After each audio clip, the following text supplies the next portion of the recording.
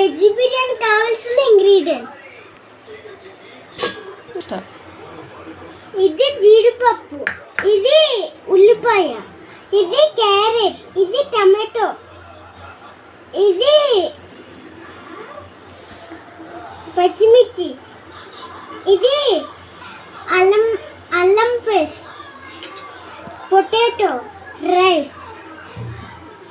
ఆహా ఏమి రుచి అనరామై మరచి రోజు తిన్నా మరి మోజే తీరనిది తాజా కూరల